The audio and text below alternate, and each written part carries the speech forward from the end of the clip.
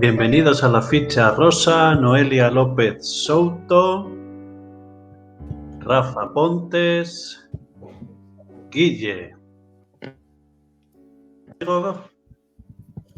Hola, ¿qué tal? Hola, ¿estáis por ahí? Hola. Buenas, buenas. Rafa, ¿se te oye? Hola. Hola. Bueno, este es el programa 7, ¿no? El programa del verano. ¿Cuántos nos quedan? Se está haciendo eterno, parece que llevamos 400. ¿Cuántos quedan, Rafa? ¿Nos vamos a tener vacaciones en agosto o no? Sí, por Dios, sí, por favor.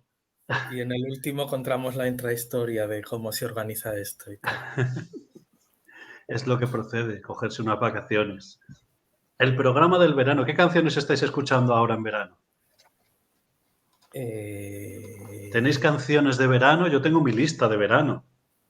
No. Ahora, es todo reggaetón, ya os lo digo. Es muy organizado, ¿eh? Sí, yo siempre todos los veranos tengo que meterme una lista de los temas que voy a estar escuchando solo en verano. Qué No bueno. hago temazos, teletienda de ¿eh? esto, ¿no? ¿Hago teletienda de esto o no? Pues de lo que quieras, por supuesto. Sí. Dadme un minuto.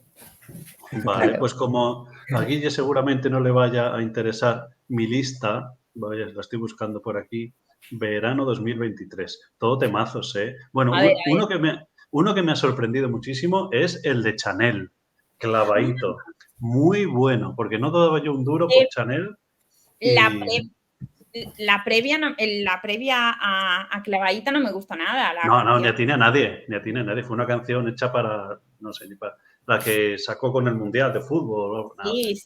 Muy publicitario, no me gustó nada. Luego está también Becky G con Arranca, que temazo. Muy bueno, muy bueno. No me di cuenta. Y también la de Karol G, la de TQG, esa que hace con Shakira. Sí. Luego, Va a claro, de sacar Shakira Rosalía. Bizarrap. ¿Va a sacar Rosalía una de despecho? Hombre, pues no lo sé, porque andan haciendo unas cosas muy raras. ¿Sabes? Está lo de las fechas, ella dice, ¿quién ha dicho? Hace 2 meses que lo dejamos y resulta que hace 15 días estaba ella mandándole besitos allí en un concierto, no sé, lo veo todo demasiado buscar publicidad. Sí. Entonces, no me convence mucho. ¿Qué tienes por ahí, Guille? La canción del verano, 100 éxitos. Hola. Veo, no, y ya me conocéis, yo recojo todo. Canciones de verano, a ver si conoce. Bueno, para mí canción de verano, o sea, siglo XX, ¿vale? De siglo XXI, ni idea. Georgie Dan es el jefe, el puto amo, el rey del verano, Georgie Dan. Luego vendría King Africa, que lo intentó resucitar un poquito, y aquí hay muchos, yo que sé, Fórmula Quinta, Los Diablos y un rayo de sol, Hombre. Los del Río Macarena, Aserejé las Ketchup, David Civera, Despacito Luis Fonsi, que esto sí que es siglo XXI, Ricky Martin, ABBA también lo fue en España, Rafael Lacarra, Peret, María Jesús y los Pajaritos. Mis favoritas, si tuviera que destacar una, la que más me acuerdo siempre, Aquí no hay playa, de... Hombre, un clásico. Sí, de María Jesús. María Jesús yo pensaba que se había muerto, fíjate, y la entrevistaron esta semana en El Mundo. Salía allí en la portada y yo decía, pero esta mujer no se había muerto ya. La he debido confundir con otra por ahí. Sigue viviendo o en Benidorm o cerca de Benidorm. No me levanto porque si no esto se hace muy largo. Tiene una película que se llama Los Pajaritos y tiene una biografía editada en Fancy Ediciones y tal. Pues me sorprendió mucho. Y luego Fórmula Quinta están haciendo una gira ahora. Vamos, no han parado de hacer gira, pero esta es de algún aniversario, el 50 aniversario. Esos grupos de los 70 a mí me flipan, vamos. A mí también. Bueno, son los clásicos mejores. del verano, ¿eh? Es un verano que podríamos escuchar este año y el que viene. O sea, la caducidad y el carácter efímero de las canciones creo que ha cambiado la concepción un poquillo, porque son canciones del verano que te siguen gustando. No sé si por añoranza o porque somos un poco bueno, no sé, que nos gusta el pasado, pero sí, cada vez eso vende. Se vuelven más efímeras. Creo que pese a que las letras de las canciones de verano pues nunca son grandísimas letras, pero no sé, creo que ha cambiado un poco. Y yo por Despacito que no daba un duro, ¿eh? Por Despacito no daba un duro. Yo la primera vez que la escuché dije, bueno, esta canción no le va a gustar a nadie. Seguro que no triunfa. Pues mira. Y el mundo orquestas y fiestas de pueblos, fiestas mayores y tal, lo desconozco, pero ahí no debe lo sigo. ser.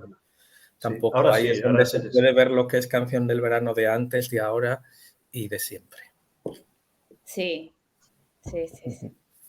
Rafa, tu canción del verano será Nothing Compares to You, porque fíjate que se ha muerto la persona que hizo famoso a Prince, ¿no? Sinead O'Connor. Sí, cuando mucha gente no conocía a Prince, nunca había oído hablar de él. A mí me gustan más las canciones de invierno. ¿No tienes ninguna canción así de verano? Yo, por ejemplo, una que me encanta, Melopea, o sea, el grupo Melopea, la canción Bajo el Sol, eso, vamos, o sea, es que además era un grupo de verano.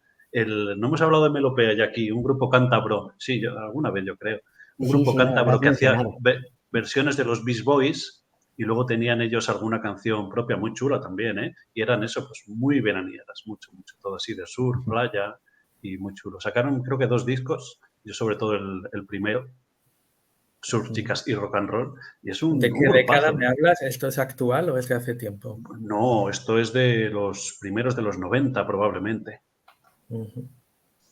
Sí, muy chulo eso. Varias veces has hablado conmigo sobre ese grupo. Sí, es que es un grupazo, sí. José Pellón creo que era el cantante. Una canción, la de Bajo el Sol. No seré feliz hasta que no pueda salir con todas las chicas que me gustan en verano, que sean para mí, todas para mí, y sus culitos pasen por mis manos. En verano todo me da igual, en bikini todas tan morenas bajo el sol. Eso antes es que lo veías actuando en televisión española. Salían ellos, pues alguien con un monopatín detrás, mientras ellos tocaban, y era lo normal. Ahora mismo, vamos, prenden fuego a la televisión si sacan algo así. Pero eso antes era lo normal. Lo que decías tú, los recuerdos. Sí. Y otro recuerdo que han cerrado Sálvame, ¿verdad, Guille? ¿Estás triste? Yo sí, ¿eh? Bueno, sí. ¿Empiezo con Sálvame o...? Empieza con Sálvame. ¿Qué tiene Salamanca con Sálvame? Algo único que no tiene ninguna otra provincia española y que ahora no se ha dicho, se dijo hace tiempo. Empieza por ese. Sí, como Sálvame, pero bueno. Ni idea. Salamanca. Sí, la provincia de Salamanca, en la localidad de Calvarrasa de Abajo, en 2012 se inauguró la Plaza Sálvame. ¿Por el programa? Sí, en esos años iban los pueblos, iba público de pueblos y hacían las meriendas y tal, y el alcalde de Calvarrasa de Abajo prometió una plaza en Sálvame y la hay, lo que pasa es que en Google Maps no existe, pero se supone que en la plaza de la iglesia de Calvarrasa de Abajo lo podéis buscar en el año 2012. Marta López, una de las colaboradoras, que es zamorana, fue la única que fue un poco flop, yo creo, porque se esperarían a Belén Esteban, Jorge Javier, y hay una plaza que se llama Sálvame, pero no se ha vuelto a decir nada y el Google Maps no lo dice, así que si alguien va alguna vez, pues que pase por allí. ¿Cómo que si alguien va? Tenemos que ir. Pues podríamos hacer ahí o un selfie o grabar el siguiente programa o tal, Calvarrasa de Abajo. Vamos a anotarlo. De Salamanca. Pero vamos, no tardando, en cuanto nos volvamos a ver, cogemos el coche y vamos a Calvarrasa, a donde quiera que esté. Cerca de Salamanca, pero no sé, sé que hay en no controlo mucho yo la zona. Vale, voy a leer algo sobre Sálvame, ¿vale? Chan, chan. Sí. Va por orden alfabético para que calculéis el final y tal. Tarea, que marquéis, que anotéis, bueno, no sé, ni idea. Me pongo, ¿vale? 3, 2, 1 o... ¿Sí? Agua con misterio, Así murió Luisa Sala, Bar de lucecitas, Bomba, La Beyoncé, La cadena triste, El chuminero, La cúpula, Dice la verdad, Dueño del cortijo, Está de viaje, estás en mi boda, estoy hasta las narices, a hacer la croqueta, hasta luego Mari Carmen, Idiomas querida, ir a la playa, Miente. ¿Mortero o monedero? Nacho Polo, ni Mila ni Milo, ni que fuera yo Bin Laden, Sálvame, Pulpillo, Putitrono, Quiero dinero, Sala de los ciervos, Sandovalízate, se ha muerto Manzanares, se me ha caído una muela, Sillón de las ratas, sí lo digo, soy bisexual, ¿qué pasa? Te arrastro, tú y yo, Chelo, y te quiero, yo por mi hija mato, yo soy un tsunami. Y luego ya se ha acabado. ¿Conocéis algo de esto o nada de nada? Sí, hombre, Sí, muchas. yo por mi hija mato. Todo el mundo de Belén España Esteban. conoce al menos una, ¿no?, de estas frases o momentos así que ha habido en la esta. ¿Me pongo con la teletienda? Sí. Sí. En el siglo XXI ha habido destacaría 3 programas en la televisión española, porque tienen algo en común. Gran Hermano, Operación Triunfo y Sálvame. Los 3 han tenido discos, libro y revista, que esto es lo más raro. Y el Sálvame, o sea, Gran Hermano es internacional, Operación Triunfo se creó en España, pero hay programas parecidos en el extranjero. Y Sálvame es el único español 100%, muy difícil de explicar a alguien que no viva en España y muy difícil de exportar, no creo que exista. Sacaron 2 CDs en su momento, este es un CD y DVD con karaoke de la primera etapa, y este es más valioso porque tiene la sintonía que era de Vivi Andersen, hoy en día Viviana Fernández, y también tiene Nacho Polízate de Víctor Sandoval y Pop Star Queen, que era Carmele Marchante, que sacó la de Yo soy un tsunami para ir a Eurovisión. ¿Hay algún libro más o menos oficial?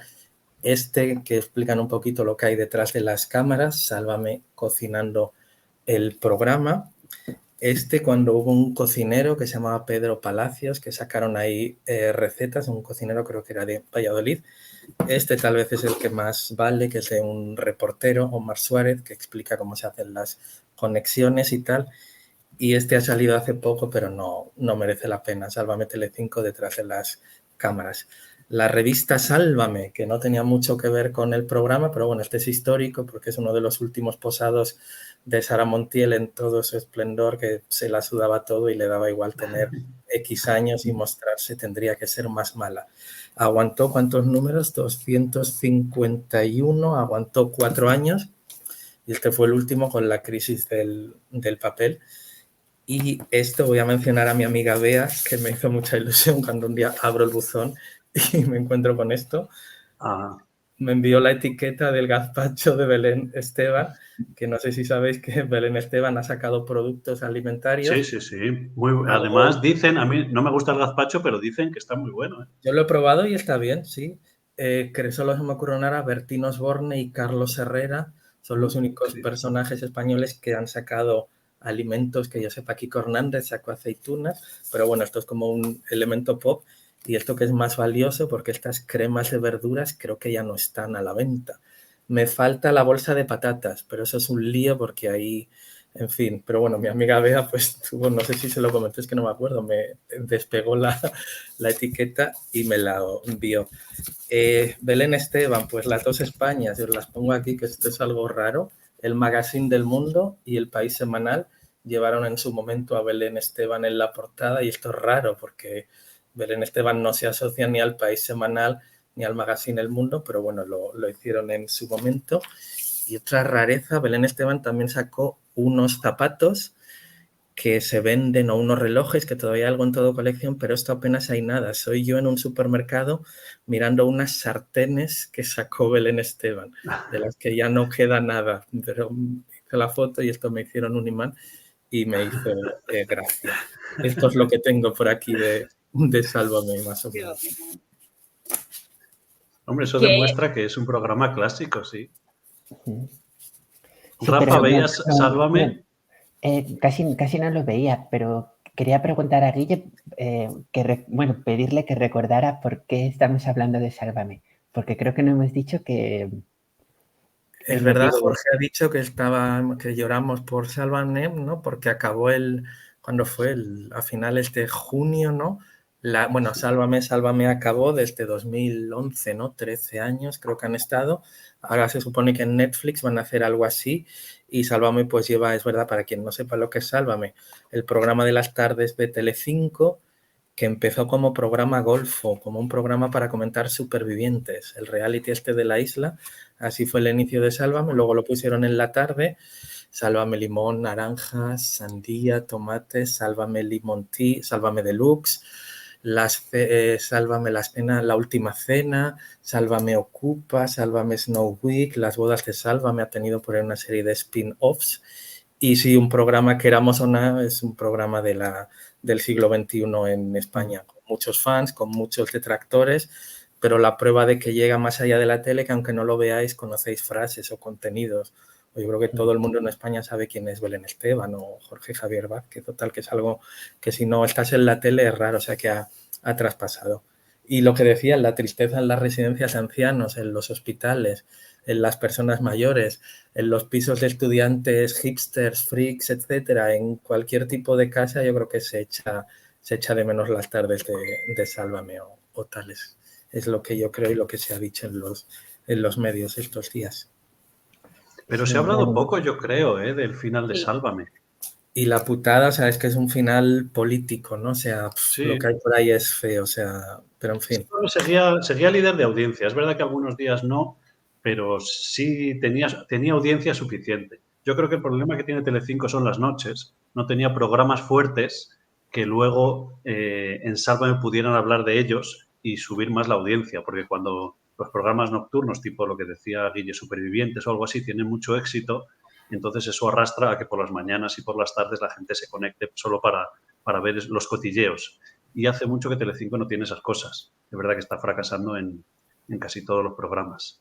Y también la guerra de productoras. Si el programa de la noche no es de la fábrica de la tele, la productora de Sálvame, no, esto antes no era, porque yo qué sé, veías el día a día con María Teresa Campos, que era de Europroducciones, y te hablaba de Gran Hermano o de Operación Triunfo, el Crónicas Marcianas, y esto ha cambiado hoy en día, está todo como más fragmentado, sí, dentro de una cadena de televisión. Pero hay un momento en el que si el programa en sí tiene mucho éxito, no les queda otra y hablan sobre él.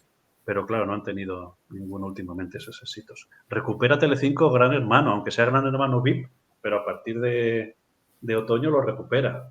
Así que eso más o menos es una buena noticia. ¿Habéis visto? ¿Sois fans de Gran Hermano? No te hago teletienda porque tengo cosas, pero de los primeros sí, por supuesto. O sea, el primero lo vio toda España.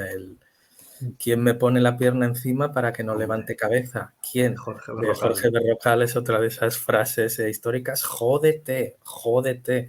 De Vanessa Pascual también hubo más frases de Gran Hermano.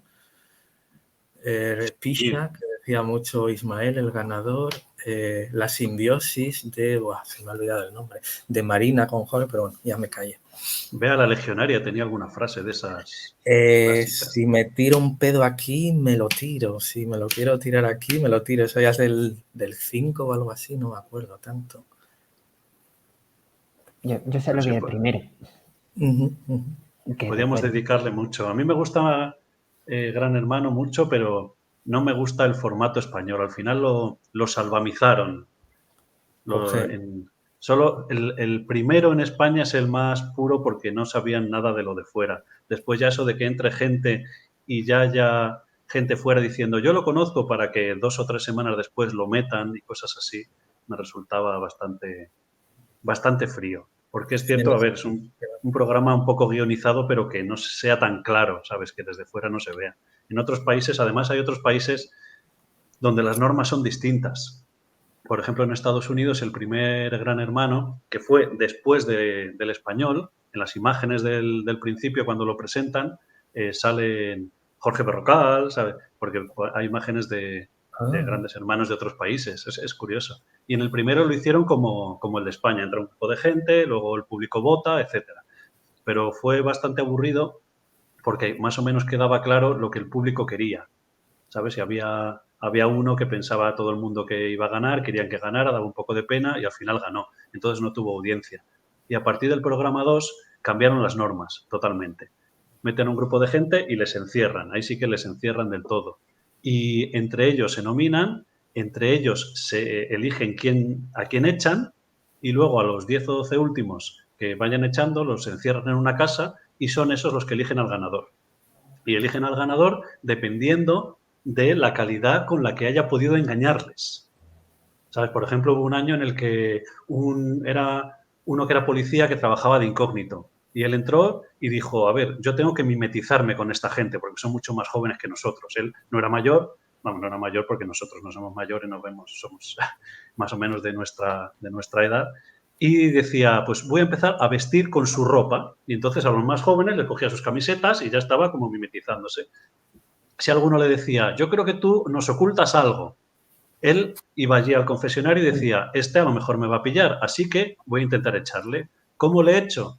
Le digo a otro que corre peligro por culpa de ese y entonces consigue que sea otro el que se enfrente y el que convenza a los demás para que le nominen y así, poco a poco, fue llegando al final. Cuando llega el final, los dos últimos explican a esos que han estado encerrados lo que han hecho para llegar hasta ahí. Y cuando los demás ven cómo ha sido capaz de engañarles de una forma profesional, digamos, pues le votan, o sea, valoran el hecho de que les engañe. Y ya os digo, tiene varios años, hay algún otro que es un poco así más flojo, pero tiene años magníficos. Por cierto, tenemos que aclarar que nosotros no somos un gran hermano y no hemos expulsado a Celia. Simplemente es que Celia no ha podido venir porque está muy ocupada con el trabajo y le mandamos un abrazo muy fuerte desde aquí. Correcto, sí, está nominada por ahora, pero no está fuera. A ver qué sí, de Celia tenemos que comentar algo porque a ver, vamos a ver. Cuando empezó La Ficha Rosa, Celia ganó un premio, el arte joven de poesía, y ahora Noelia también ha ganado por favor. por un artículo suyo. Entonces vamos a ver, ¿qué pasa aquí con los jóvenes? En este caso con las jóvenes. Yo quiero saber qué premio es. Noelia, cuéntanos. Bueno, es un concepto de joven cada vez más generoso. Sí, el siguiente voy yo, entonces ya. Yo creo que vais a tener cabida todos, porque todos entramos en esa franja de juventud, pero sí, está sobrevalorada la juventud. Y ahora mismo, a partir del siglo XVIII, cambió ese ranking de valoración, es verdad, dentro de los ciclos de vida. Y la juventud, que era como ser joven, era una mierda, porque no sabías nada, porque no tenías experiencia en la vida, no tenías una suficiente formación ni capacidad de desenvolvimiento, de desarrollo. Pues bueno, ahora mismo pues ser joven es lo más. Todo el mundo quiere ser joven. ¿Qué os parece esa obsesión? Yo como lo soy, yo entonces no... No, pero otros que no lo son. O sea, pero lo del premio, ¿se puede saber qué premio es y tal o no? Mira, no, el premio es un premio de jóvenes investigadores 18istas. Económicamente no es materialmente nada, salvo que te invitan a Oviedo. Tienes que dar el discurso y bueno, te costean la estancia allí en Oviedo durante las jornadas de los más jovencillos que sí están empezando con su tesis doctoral o sus proyectos de investigación. Entonces hacen coincidir esas jornadas de la gente que empieza con los premiados, que bueno, son jóvenes pero con cierta experiencia dentro del área. Entonces, bueno, está muy bien. A mí me hace mucha ilusión porque volver a Oviedo siempre es un placer y tengo allí muchos amigos y Oviedo es norte y Oviedo es casa para mí. Y me gusta mucho, me hizo mucha ilusión poder recibir el premio, además con un poeta salmantino al que también se le dedicó una plaza, aunque la gente pues no sabe. Claro. El poeta Iglesias. Sí.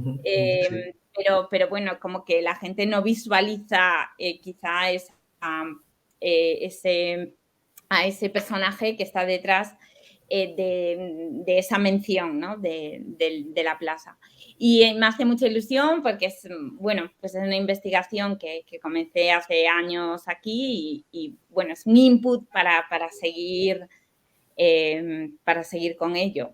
Y no solo el poeta, sino bueno, todas las relaciones y todo el entramado realmente de siglo XVIII y de liberales y de gente que estaba cambiando las cosas o intentando cambiarlas en esa Salamanca de provincias de esa época, que para nada era una ciudad de atraso, sino que había un montón de recepción de libros del extranjero y se estaba al nivel de ideas europeas. O sea, por ejemplo, estaba trabajando ahora pues, sobre un artículo sobre este poeta y poemas homoeróticos que tiene. Entonces, la naturalidad con la que están poetizando sobre relaciones homoeróticas o tríos es, bueno, sorprende y en muchos casos dices, ¿cuánto hemos ido para atrás para volver hacia adelante de nuevo, ¿no? En esa idea de tolerancia y bueno, de derecho a disfrutar el placer o la sexualidad o la identidad como queramos. Y algo que era normal o natural, pues lo hemos convertido en tabú para volver a tener que luchar por ello. Muchísimas felicidades por el premio, Noelia. Bueno, muchas gracias. Bueno, y hoy, el día 7, y que vamos a hablar del siglo XVIII, así que os voy a tener que dar la lata otra vez. Un poco. Nos encantará. Superstición con esa numerología del 7, que es también un número muy simbólico dentro de la superstición popular. Y creo que Rafa algo nos va a contar de ello, ¿no? Bueno, sí. Lo importante es que hables sobre el 18 porque tenemos muchísimas ganas y lo llevamos esperando. Sí, ya, eso es el problema. Así que todo tuyo. Bueno, es uno de los programas en los que os voy a hablar de 18 solo, pero sí me hacía especial ilusión también presentarlo en esta ficha rosa, bueno, porque es a lo que me dedico y bueno, creo que hay un gran desconocimiento o lo que se conoce generalmente pues es lo canónico, cuando probablemente lo más atractivo o lo más fascinante pues es lo que desconocemos. Así que creo que en el siglo XVIII se sientan las bases del hombre que hoy somos y del que queremos llegar a ser en realidad en el futuro, en cuanto a lo que veníamos hablando de tolerancia, de libertad, de un hombre cosmopolita, global, preocupado por la naturaleza, por el medio, preocupado por el disfrute de las artes, de la teoría. Bueno, tenía aquí tengo un montón escrito.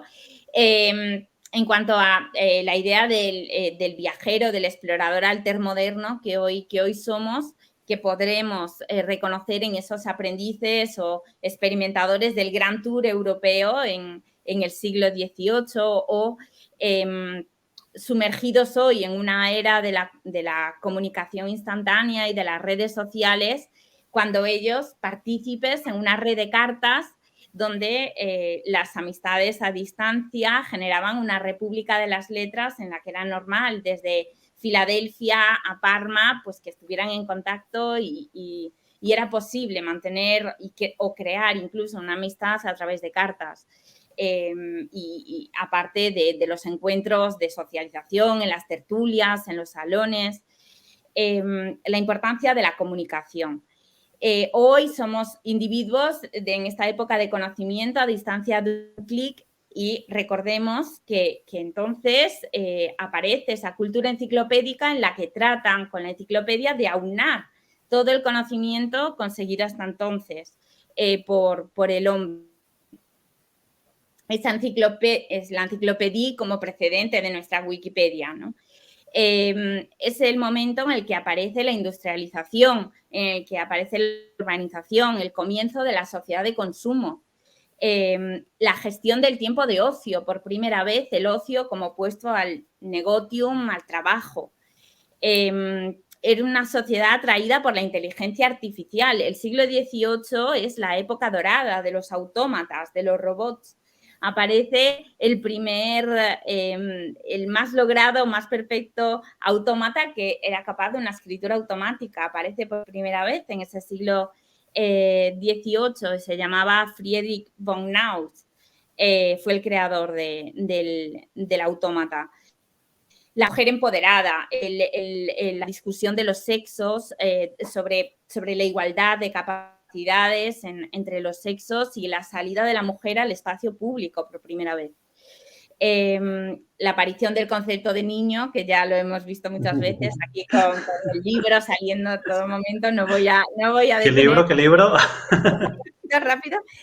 Los primeros periódicos, gacetas, entonces, los primeros museos, el nacimiento de la estética, las reales academias y luego objetos cotidianos hoy y ya imprescindibles como, por ejemplo, el primer pianoforte, que es precedente de nuestro piano, el desarrollo de lo que es hoy nuestro piano. 1701 aparece.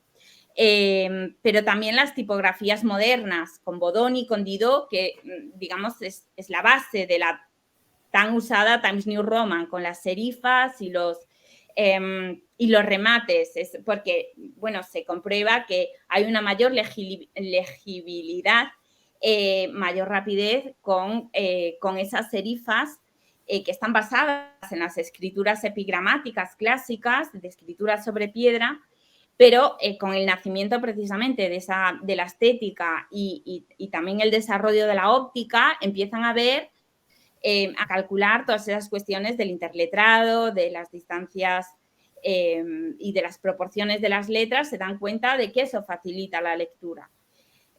Así que aparece pues esas tipografías modernas, aparece por primera vez la primera vacuna biológica. Así que, bueno, en esta época donde las tenemos bastante próximas, pues fue creada por primera vez en el 1749 y ayudó a salvar con posteriores modelos muchísimas vidas y redujo la mortalidad altísima que había hasta entonces.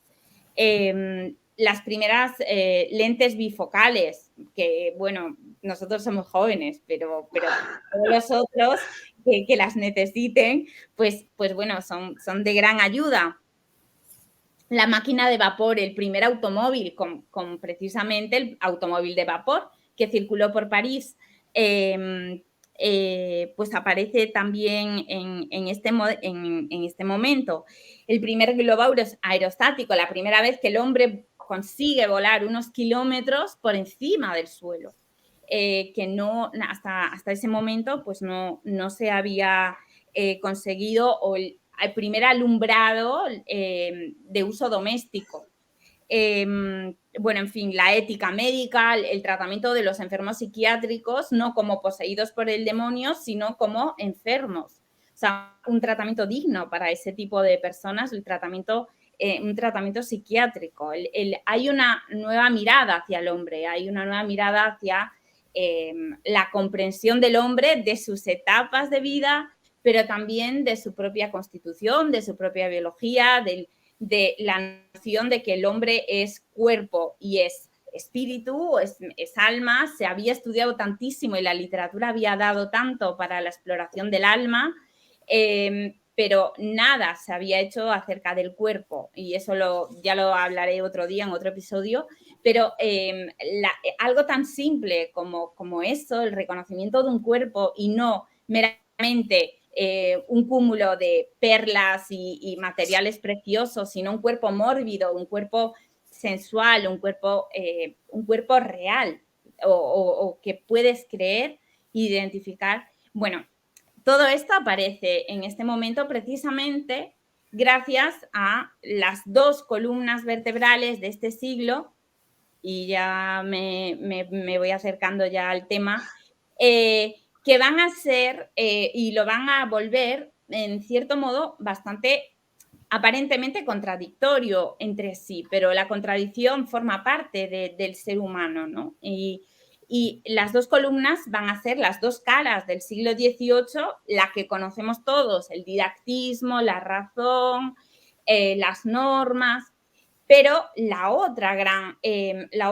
otro gran pilar, y que va a ser tan importante como la razón, y así lo dicen ellos y así es defendido, bueno, por parte de la crítica más reciente, ya desde hace décadas, no ahora tan reciente, tan joven como nosotros, pero la sensualidad, la sensibilidad, la emoción. El romanticismo no nace de nada, el romanticismo nace porque ya hay una base, una buena base teórica y una buena base de experimentación y de práctica en literatura y de filosofía acerca de ello en este siglo XVIII. Por eso después en los arrebatos de amor y todo el arrebato pasional de ese siglo XIX, pero nace de algo. Y este algo pues es el siglo XVIII, que alimenta y es base y es raíz del siglo, de ese siglo romántico del decimonónico. Estos dos pilares no son contradictorios entre sí, sino que se alimentan. Es decir, la filosofía ilustrada y todo el desarrollo de este didactismo por parte de todo ese pensamiento ilustrado, esos filósofos, filosofan también acerca del amor, la concepción del cuerpo, por qué el prejuicio hacia el sexo, la sexualidad, los placeres, y filosofan acerca de ello y realizan tratados, de modo que eso va a alimentar a toda la literatura o la creación de pues, la importancia de la emoción, de la sensibilidad, porque no somos solo mentes, sino también somos físicos y somos cuerpo y somos lo que sentimos. De hecho, recordad que es la filosofía empirista de estos momentos, con Hume, con Locke, pues va a desarrollarse todo, en fin, toda una defensa de los sentidos como fuente también de conocimiento, de modo que todo está bastante entrelazado y se alimenta, y era normal. De hecho, los grandes filósofos de la Ilustración o todos los grandes filósofos tostones que nos mandan leer, normalmente cuando nos enseñan siglo XVIII, todos tienen una literatura erótica escrita, porque la literatura erótica es fundamental en este siglo XVIII. Es decir, si tuviéramos que mencionar una literatura emblemática del siglo XVIII o la época dorada de la literatura erótica, probablemente es esta segunda mitad del siglo XVIII. Y Voltaire, Diderot, D'Alembert, pero también los Iriarte, los fabulistas, los Moratín, todos han escrito y tienen discursos eróticos, o sea, bien como poesía, como novela, en fin. Así que no hay tal contradicción y por eso lo que yo os vengo a hablar hoy, porque todavía no he empezado, pero ya llego. Os vengo a hablar de otra gran contradicción, como puede ser no solo esta idea de lo que venimos diciendo, de razón y sentimientos, sino también pues la razón y la superstición, una tensión que también se palpó en ese siglo. Y por eso lo que vengo a contaros aquí un poco en este programa 7 es la histeria acerca de los chupasangres en el siglo XVIII, que se produce en toda Europa en ese momento. El nacimiento de la figura del vampiro, el concepto y el término de vampiro por primera vez aparece en el siglo XVIII. Y por parte de un cirujano que en su informe sobre la exhumación de ese cadáver con sospechas de que se trataba de un vampiro y que se confirma como tal porque, bueno, los signos apuntaban a ello, pues utiliza por primera vez ese cirujano el término vampiro. A ver, vamos a ir por partes para intentar explicar esta histeria o esta vampiromanía que se produce en el 18. Nace ya a principios de siglo y se convierte en un problema sociopolítico, es decir, empieza a extenderse como una epidemia,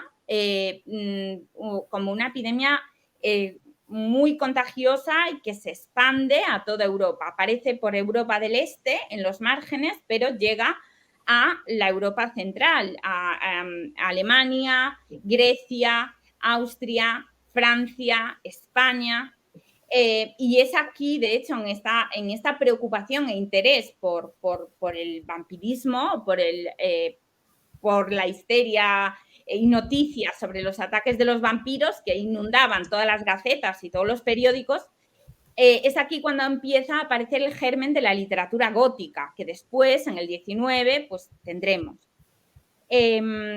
La propagación de noticias y de casos sobre estos vampiros que aparecen en las gacetas, pero después van a ser también una preocupación por parte de esa literatura didáctica, ilustrada, con informes, investigaciones y procesos a nivel político también, pues le dan un gran protagonismo, no solo por los que tratan de pararla, sino porque todo ello es publicidad al mismo tema. Es decir, se convierte en un revulsivo porque al final todos contaban las historias que estaban ocurriendo y aunque contaban eso para decir, no, esto en realidad no, porque esto es producto de seguramente una superstición, pero estabas contando la historia, estabas alimentando al final ese mito y ese miedo que se propaga y se convierte pues, en un problema público. Entonces, vamos a situarnos ya en España y Feijóo, el padre Feijóo, que es una de las grandes figuras de nuestra Ilustración, dedica un ensayo a los vampiros. Dedica un ensayo que es una contestación a una obra que va a ser clave en Europa, se convierte en un bestseller, que es la obra del benedictino, el padre Agustín Calmet, que se publica en los años 40 del siglo XVIII, se convierte en un bestseller. Su libro son toda una historia sobre los casos de vampirismo que se estaban produciendo y que lógicamente tenían una base real. Tenían una base real porque, al parecer, en esa Europa del Este empieza se produce una enfermedad o empieza a propagarse por ahí una enfermedad que es muy contagiosa, es la porfiria, que al parecer creaba anomalías cutáneas, deformaciones dentales y además un deseo, dicen, de sangre. Probablemente esa enfermedad, que es muy frecuente en Transilvania, causó una gran mortandad. Y claro, el que se moría siendo vampiro, como los vampiros aunque fueran enterrados, continuaban su vida, se levantaban y continuaban su vida de noche para incorporarse otra vez al mundo de los vivos, para seguir alimentándose de su sangre, pues digamos que todo el mundo que cuando se producía una muerte o se produjeron muchas muertes en ese momento, pues todo el mundo achacaba a los vampiros y así que, bueno, se produjeron un montón de exhumaciones y se empalaban a los cadáveres que eran sospechosos de ser vampiros y entonces se encontraban en buen estado y se retroalimentaba porque se encontraban en buen estado, entonces ya empezaba la mitología y que si expulsó sangre, que si además prorrumpió un grito, entonces tenemos que exhumar también a todos los otros que han muerto después porque son vampiros, porque si un vampiro bueno, chupa sangre de otro ser, lo convierte en vampiro, así que, bueno, una cantidad de exhumaciones en Europa increíbles. Ese era un caos y era un problema. Pero no solo por eso, sino porque además en ese momento muchos enterramientos eran demasiado prematuros, así que los fenómenos de catalepsia se producían y eran muy habituales, con lo cual encontrar un cadáver que pudiese dejar signos de vida en esa tumba que se exhumaba, pues todavía alimentaba mucho más. Pero además los suicidios que se producían en la gente y que no tenían explicación, pues al fenómeno del vampiro, que se le achacaba que habían sufrido un ataque de vampiros. Y además, o sea, vemos que la gente moría como la gente moría entonces, pues muy fácil, porque había muertes, muchísimas muertes entonces. Había muchísima mortandad, lógicamente, y las venganzas entre familias, en muchos casos, sí se producían esos ataques por parte de familiares. No eran muertos los que atacaban, sino eran los propios familiares, con lo cual no era a lo mejor el muerto que había fallecido, sino que los familiares aprovechaban o se escudaban en esa superstición que se tenía entonces para hacer ataques a esa otra familia y pues a lo mejor generar más muertes, lo cual derivaba en otras muchas más. Es decir, era una rueda infinita que en fin.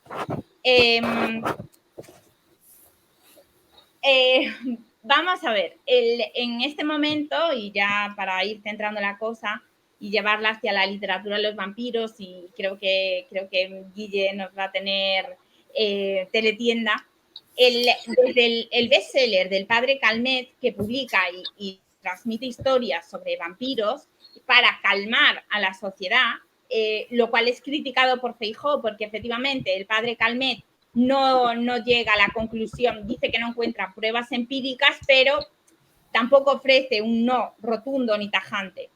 Feijóo se muestra más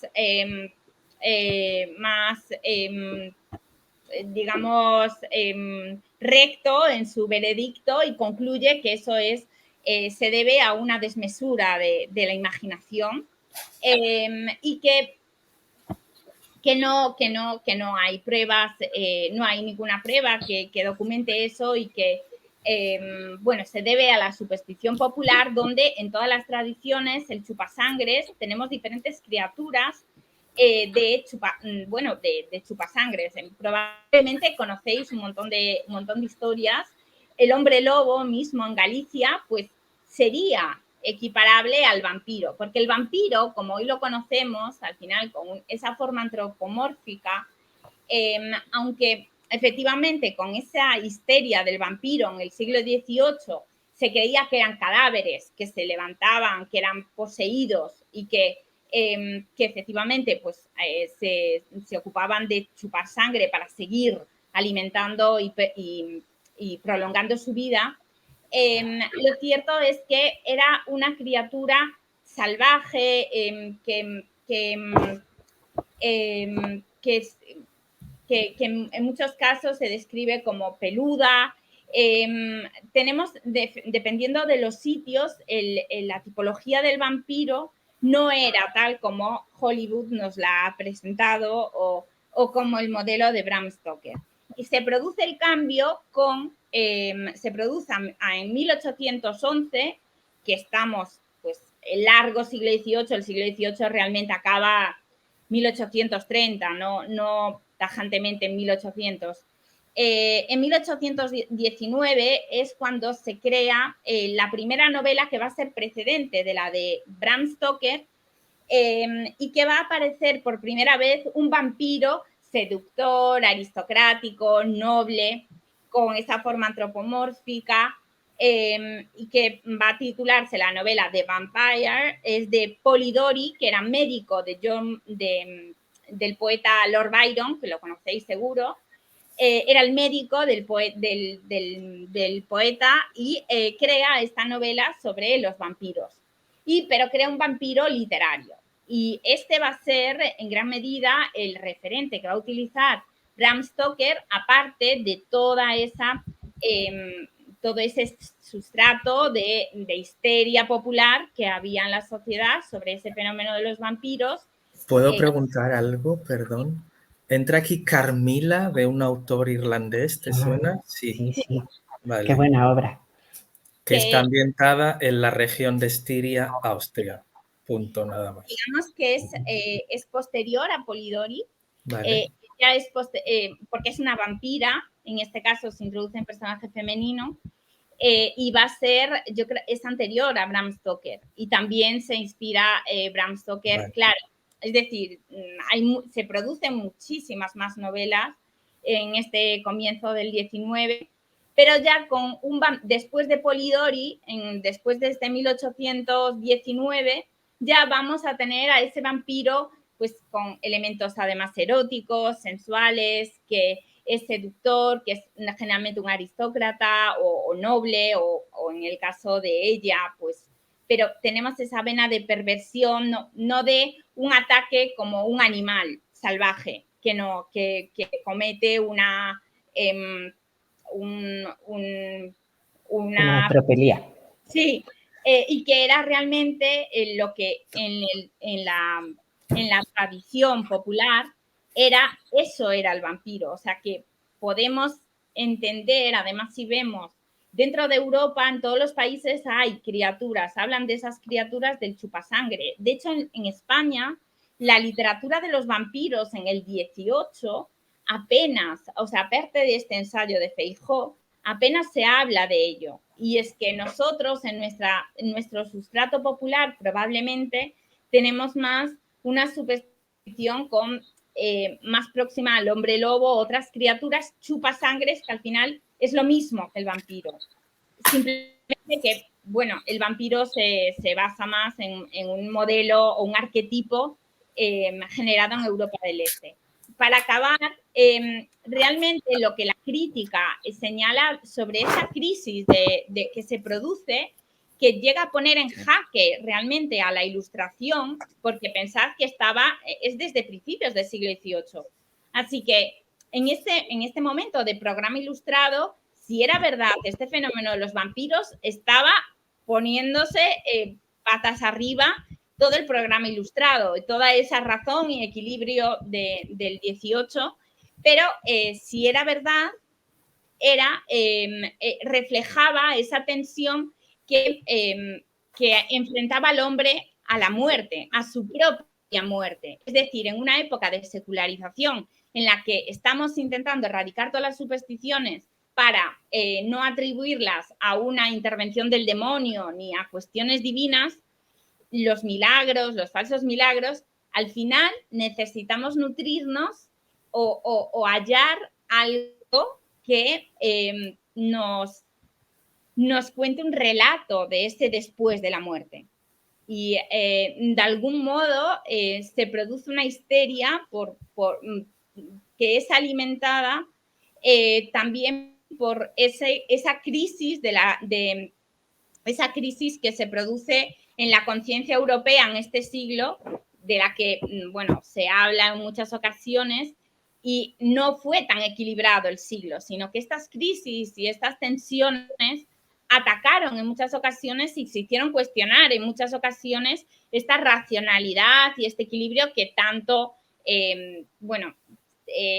canónicamente nos han vendido o se vende como el ideal ilustrado, pero los propios ilustrados, el cuestionamiento de esas luces, precisamente con ese lado oscuro y enfrentándose a ese lado oscuro, ese lado de tinieblas, que siempre estaba amenazando ese equilibrio, fue una constante en todo el siglo. Y ya cierro. Luego también está un temor que está siempre, que ya viene de viejo, y que es el temor a ese desconocido, lo monstruoso y lo venido del este. Pensad que es un fenómeno que nace en el este de Europa, una zona muy lejana para entonces, cuando nos llega a Francia, Alemania, Italia, España, y de algún modo esos monstruos y esto desconocido y esa amenaza a la racionalidad, al equilibrio que habíamos conseguido en nuestra Europa de las luces, pues es también alimento para esa histeria por temor a que se nos desmontase pues nuestro programa utópico de felicidad individual y colectiva que propaga la ilustración. Bueno, espero haber más o menos hablado sobre esta resurrección de vampiros que, ya digo, se convierte en un problema público y pues donde los reyes, las monarquías y los gobiernos están solicitando obras de explicación a este fenómeno o intentan exhumar lo máximo posible y tratar también con los médicos que al final en sus informes, bueno, pues no dejan de alimentar eso mismo que tratan de erradicar. Así. Somos hijos del 18, ¿verdad? ¿Sí? Estamos totalmente en el 18, no hemos salido de ahí. Por lo que nos has explicado, estamos en ese siglo. Y el siglo XIX, el XX y el XXI son una extensión de todos los grandes hitos. En el siglo XIX creo que retrocedimos. Ahora todos los decimonónicos me atacan, pero en gran medida, o sea, creo que hay muchas cosas en las que sí, bueno, sobre todo en el caso español, digamos, pero frente a lo que habíamos conseguido y eso de que no existe ilustración en España es algo ya totalmente descartado, o sea, simplemente tuvimos otro tipo de ilustración, pero sí tuvimos una ilustración y tuvimos grandes ilustrados. Lo que pasa es que no tenemos la misma situación que en Francia o que en Inglaterra, pero hemos hecho grandes aportaciones también a Europa o a ese momento. Pero sí, somos... No nos hemos movido y nos seguimos preguntando las mismas cosas que en el siglo XVIII. O sea, yo a veces cuando ves noticias y dices, esto mismo ya se lo preguntaban ellos. O cuando a veces nos creemos súper modernos y súper altermodernos y súper de todo. Y al final el hombre hace siempre lo mismo y bueno, el 18 en gran medida se basa en los clásicos de la antigüedad. O sea, no tenemos que olvidar que los clásicos es una vuelta a la naturaleza y los clásicos y al cuestionamiento de nuestra conciencia, tomar conciencia de nuestra identidad. La literatura autobiográfica va a aparecer también entonces. Por primera vez, ya no las memorias oficiales de realmente la historia política. Yo cuento mis memorias si eran tus memorias como ministro, pero no tus memorias personales. O sea, no el yo personal no importaba. Entonces, ahora empieza a importar, porque el siglo XVIII lo cree importante el sujeto, el yo. Es importante el colectivo, pero la subjetividad, la emoción, lo que sentimos, nuestros sentimientos, es importante. Y por primera vez es importante que se manifieste. Y mi opinión, la crítica, aparece. O sea, bueno, ya me cago. Sí. Bueno, y además que yo tengo los colmillos muy desarrollados. Tú eres el vampiro de aquí. Ajá. En España los vampiros han dado también a la cultura grandes obras. Por ejemplo, Drácula Yeye, de Andrés Pajares. ¿no? Ay, es verdad. Qué buena canción. Un clásico, que luego Doctor Explosion hizo su versión, también muy buena. O las películas de Jess Franco sobre las vampiras. Ahí, aquí entro yo en el cine español, ¿puedo?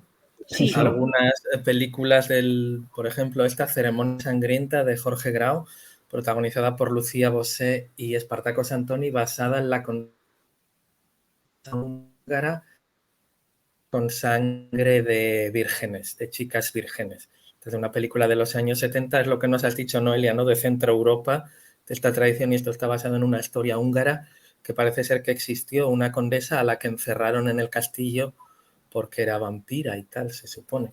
Sí, sí, o sea, Los hombres lobo, perdón. Una base histórica real, o sea, Correcto, sí. De la literatura que luego se va a generar, pero hay una base histórica. Sí, Guille. Tú eres gallega, ¿no, Noelia? El bosque del lobo. Esta está rodada en Allariz, de Pedro Lea, con José Luis López Vázquez en uno de sus papeles de cambio a drama y basada en la tradición del hombre lobo, que es algo que es algo típico, o sea, que se dice mucho en la cultura gallega, que existe desde siempre. Sí. El hombre lobo, ¿no? Pues aquí el bosque del lobo. Otro hombre lobo, el hombre lobo del cine español, Paul Naschy, con las Walpurgis, que esto viene de la cultura alemana, si no me equivoco, unas criaturas que salen ahí por la noche. Y luego algunas parodias de vampiros. Buenas noches, señor monstruo, que nos han hecho terror, del grupo Parchís, no, Regaliz, perdón, Regaliz, que eran como los rivales de Parchís, una película de principios de los años 80 con Frankenstein, el hombre lobo, Drácula, etc. No puedo, chiquito, hard, que tuvo la película Brácula con The More 2, en la que se parodia. No la he visto, Jorge, ¿tú sí? No. No, tampoco, la tengo por aquí. Y esto echando, perdón Noelia, que mientras hablabas he echado un poco mano de Wikipedia, arrebato, como un vampirismo, y la verdad que sí, no lo había pensado, pero sí, como nos vampiriza, a mí me vampiriza la teletienda, en un rato ya la he llenado de cosas y tal, pero muy interesante todo esto que... Guille, y aquí huele a muerto de Martes y 13. Correcto, que no la tengo, pero sí estaba echando un ojo a Wikipedia y se mencionan algunas películas de vampiros y tal, sí. Es que al final es lo que hemos comentado, ¿no? Es el hombre frente a la muerte y luego la seducción, es la sangre, el perpetuar la vida. Bueno, habla al final de universales, ese mito del vampiro. A mí me parece muy interesante. Creo que tampoco se ha explorado demasiado, pero sería súper interesante. Y dentro de la cultura española, que nos parece que, pues, por ejemplo, el cine sí lo ha reflejado, pero si nos remontamos atrás, parece que no hay tanto sobre los vampiros y creo que probablemente utilicemos otros arquetipos o otras figuras para referirnos igualmente a ese vampirismo, a esos chupasangres que al final es seres nocturnos que atacan, que... O literalmente vampiros, con la canción de Rosalía y Raúl Alejandro, que se llama Vampiros. Sí, también. El pequeño vampiro, que ya lo mencionamos en literatura infantil, y me acabo de acordar del helado Drácula de sabor cola, sorbete de fresa y helado sabor vainilla. Me han entrado al antojo de tomarme un helado Drácula. Sí, o sea, sí, esto del Drácula está... Sí. También había otro, se llamaba Drácula, si no era como una piruleta que metías en un pica pica. ¿Se llamaba Drácula o no? No sé. Yo creo que sí. Yo sé cuál dices. ¿Se llama Drácula o no? Yo creo que sí que se llama, sí. ¿Y quién es Draculín? Draculín me suena de algo. Voy a buscarlo. Tengo la imagen, espera, la golosina Drácula. De aquellos dibujos, pero eso no tiene nada que ver con Drácula.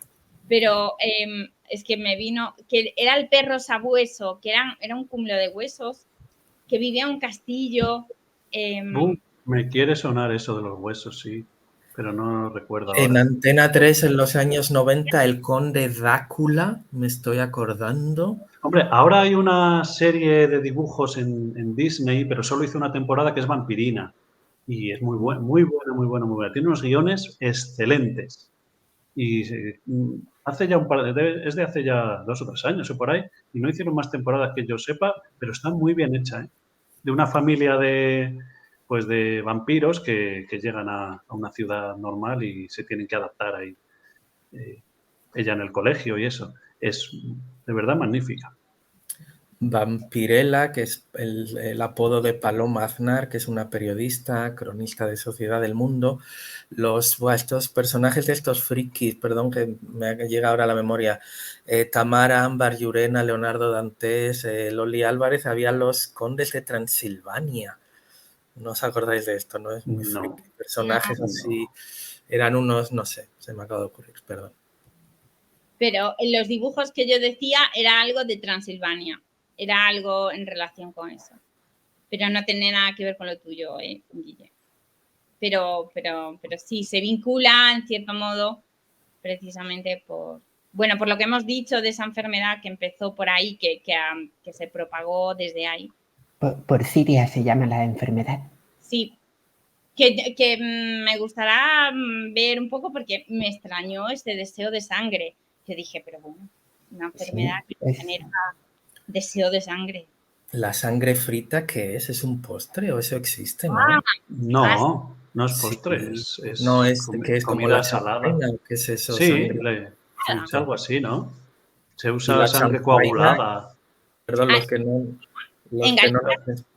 perdón. Sí, decid. Sí, en la chanfaina se usa sangre y luego se usa también callos, arroz y... La chanfaina es que en otras partes de España es otra cosa. En Salamanca es como una paella, lleva siempre arroz con los restos del cerdo, ¿no? Era un plato muy tradicional, ahora no sé si será de hipsters o tal, pero llevaba sangre. Y sangre frita a mí me suena también, sí. Pues lo mismo, sangre coagulada o algo así, sí, también. Perdón. Lo siento por los vegetarianos. Bueno, sí, estamos hablando. La sangre está muy presente en nuestra gastronomía y comer sangre no, es muy, muy habitual y se consideraba antes como muy energético para embarazadas o para recuperarte y reponerte de una enfermedad. Siempre ha tenido una cierta mitología esa... sí, como la sangre es vida. Claro. Sí, en Mercadona yo creo que venden, ¿eh? ¿Sangre o cómo? Sí, sangre de cerdo cocida, sí. Ay, qué arte, qué bueno. Pues esto no lo explico. Sangre de vida, sí, hombre. ¿Y la sangría, la bebida, se llama sangría por el color de la sangre y tal o...? Pues seguramente. No sé. ¿Por el vino tinto? En Salamanca, en la imprenta, tenían una bebida también muy conocida que era el vampiro. Sí, es verdad. Y había un local que se llamaba María Sangrienta, muy popular en los 80, por la avenida de Mirato, algo así, una discoteca, María Sangrienta. Bloody Mary, supongo que sería una traducción. Un Bloody Mary, por favor, ni idea, no sé. Sí, sería una traducción de... Lo que da la sangre, podríamos hacer un monográfico de sangre. Sí, lo estamos haciendo ya. Sí, ya aprovechad que llama sangre, no sé, alguien que se llame cosas sangre. de las que hablamos, pero que luego no comemos, ¿eh? Yo nunca he probado la chanfaina, es que es verlo y decir... Yo de niño, supongo, pero el Drácula, ahora se me ha antojado el helado Drácula, que no sé si... Sí, eso estaba muy bueno, sí, hombre, aunque sea alguna versión pirata por ahí de otras marcas, eso sí que existe. Nada, Rafa... Solo decir, en Galicia hacemos filloas de sangre. Es verdad. Cuando se hace la matanza, generalmente se extrae un poco de la sangre del cerdo, se mezcla con agua y entonces después con un poco de harina y esa noche se toman las filloas de sangre y están muy ricas. O sea, ¿es como una crepe o qué es exactamente? ¿Como una crepe? Es como una crepe. Vale. Es como una crepe, es vuelta y vuelta, y tienen un color como medio marrón negro, amarronzado, o sea, digamos marrón, y se le suele echar azúcar. Y es típico, solo se toman en esta época del año, cuando hay matanza, pero digamos que era algo muy tradicional y es algo muy, muy normal y es, bueno, sangre. Y el botijo en muchos sitios se hace también con sangre. ¿El botijo? Yo creo, sí. ¿Barro con sangre para el color o hace algo ahí la sangre? No, hombre. No, el de comer. Será otra cosa. No sé lo que es eso. El botillo del Bierzo. Botillo sí. Joder, qué susto me has dado. Digo, ahora sí bebemos agua ahí con sangre en el bautismo de los perros, perdón. Esto que es típico de Ponferrada, que es ahí como un cerdo envuelto. Ya vale. no parece que tenga sangre, vamos, en la zona de León y eso. Creo que solo es en sitios, igual que lo que decía. Por eso. Sí. Vale. Mucho pimentón y eso, pero sangre, yo los que he visto unos cuantos, no, sangre no. El No botijo tiene con los sangre, ingredientes. qué bueno. Ya, nos hemos quedado flipando. No sé. Ahí bebiendo sangre, lo mismo Sí. el barro o el color, ¿verdad? Ahí mezclando la sangre. Rafa, has hablado muy poco hoy, pero seguro que tienes algo que decirnos sobre supersticiones también. Sí, bueno, es que tengo un cuento, pero a lo mejor es un poco largo y quizás es mejor que lo dejemos para otro programa. Y además que quería que participaras tú y no sé si estás preparado. No estoy preparado. Lo Bueno, dejamos pues para el lo siguiente. dejamos para el Entonces. siguiente programa. Casi que sí. ¿Me dejáis Vale, 2 vale. minutos? Sí, Claro. no, y más de 2 minutos porque nos faltan los obituarios. Tienes Claro. que hablarnos de Carmen Sevilla. El chiquillo que iba a hacer la prueba, a ver si reconocéis de quién hablo. Chiquillo, el cartelillo. Carmen Sevilla. El cuponcito, mi arma. Pues sí, Carmen Sevilla, que murió 92 años. Aquí un recopilatorio suyo de Ramalama. Este que salió cuando el telecupón, que me hacía mucha gracia porque dice, traía un encarte, le gustaría tener una de las fantásticas prendas de Carmen Sevilla, nuestra maravillosa artista regalará uno de sus mantones favoritos y enviabas esta tarjeta y a lo mejor te tocaba un mantón de Carmen Sevilla. Como actriz, pues la hermana San Sulpicio, uno de mis géneros favoritos del cine español, que son las monjas, pues aquí ella haciendo de monja, hizo muchas con, ¿cómo se llamaba? Se me ha ido, Violetas Imperiales, con... se me ha ido el vasco francés, da igual. Luego, en los años 70, películas con Eloy de la Iglesia, Nadie oyó gritar, nada que ver con la imagen que tenemos, una reina así del suspense, y esta rareza en España...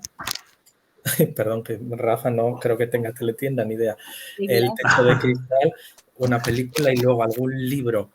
Este se editó cuando el telecupón, mis secretillos, o sea, yo soy de la generación del telecupón, yo no sabía quién era Carmen Sevilla hasta que cenaba con ella mis salchichas viendo el telecupón en los 90 y luego ya lo que tenía detrás. Este es valioso porque es desde un festival de cine, no se editó en su momento, del Festival de Cine de Peñíscola. Y la biografía que se la hizo Carlos Herrera, el periodista ahora en la COPE, menciona aquí un personaje del que no hay nada de información, Antonio Guijarro. A ver, ¿sabéis quién es Augusto Algueró? Sí, vamos a buscar a Antonio Su primer Guijarro. marido, el compositor de muchas canciones de los años 60, Tómbola, Estando contigo, Será el amor. Y aquí menciona que el letrista, las letras que conocemos son de Antonio Guijarro, un murciano del que se sabe muy poco, y en el libro lo saca del armario, básicamente. Y es muy curioso porque si escuchas sus canciones pensando que las escribió alguien homosexual, y esto creo que no está estudiado, pues ves, si me conformo con estar a tu lado, eres diferente, diferente al resto de la gente, etc. Pueden tener ahí una lectura homosexual, y el último que salió de ella ya estando enferma con fotos de ella. Así que larga vida a Carmen Sevilla, chiquillo, el cuponcito. Vamos acabando, Sí, Jorge, que llevamos de mucho. Carmen Sevilla sí que hablaron mucho. ¿Quién más? Marta Chávarri no tienes nada, ¿verdad? No, perdón, no. En la cultura popular no ha salido en ninguna película. Pero si buscas en el blog La Ficha Rosa del Trivial Marta Chávarri, la revista Interview, en uno de sus pocos ejemplares tuvo 2 ediciones y fue en las fotos que le hicieron que ella salía sin bragas. Sí, que simplemente estaba bombazo. sentada con falda normal, pero se veía que no llevaban bragas, y la curiosidad de la gente, no había internet, que esa revista tuvo 2 ediciones y es de las pocas en las que no salía una mujer desnuda, ella vestida, pero claro. Unas fotos robadas. Correcto, ahí tomando un café o algo, ni idea, en una fiesta o tal. ¿Alguien más ha muerto desde el último? Ni idea. Bueno, Sinead O'Connor, que fue lo que hablamos antes de broma sobre Prince, por supuesto. Y no sé, ahora mismo no recuerdo más. Tenemos que ir apuntándolo. Rafa, ¿alguna cosa? ¿Nos tienes algo de teletienda? No, nada. Solo... Camisetas, tenemos que hablar siempre de tus camisetas. Sí. ¿De qué es tu camiseta? De Javiera Mena. Javiera Mena, que es una cantante que me gusta mucho, de Chile. Sí, claro, yo leía Mena, digo, a ver si va a ser de Ana Mena, me sorprendía. Es Javiera Mena. Javiera Mena. En cada programa trae una camiseta diferente y así nos vendes algo, lo que sea. Esta es tu teletienda. Sí, esta la compré en un festival, en el festival de Benidorm, en el low cost. Vale, el festival de Benidorm, para los que somos es el festival. Indie, es un festival indie. Vale. Un festival de música indie que cantaba Javiera Mena y fue uno de los últimos conciertos que he visto. Y bueno, ella es maravillosa, una de mis cantantes favoritas. Bueno, pues en el próximo programa nos hablas de Javiera Mena y nos hablas sobre ese tema que tenemos pendiente, que íbamos a dividir en dos partes. Y lo podemos conectar con lo que nos ha contado Noelia, que es súper interesante. Sí, Noelia tiene que ir preparando otras cosas sobre el siglo XVIII desconocido. Sí, el siglo XVIII yo ya me he apuntado aquí lo del padre Calmet, ese tratado sobre los vampiros, a ver si lo encuentro y ese tengo que echar un vistazo. Del 18, cualquiera persona que esté interesada, o sea, generalmente como ya los derechos de autor han vencido, podéis encontrar en Google Books casi todo. Pero bueno, recomiendo ediciones hechas, generalmente. Hombre, mejor, claro. Mejor. En el siguiente programa, que ya habrá empezado Gran Hermano VIP, en septiembre decidiremos la nominación de Celia. Si sigue nominada, abandona la academia, la casa, etcétera. Es imprescindible. No sé. Le haremos un cuestionario sobre lo hablado en el programa durante su ausencia para aceptarla en la próxima sección. No, la queremos, no os han nominado. Sí, nos queremos mucho todos. La salvamos. Pues nos vemos en el próximo programa.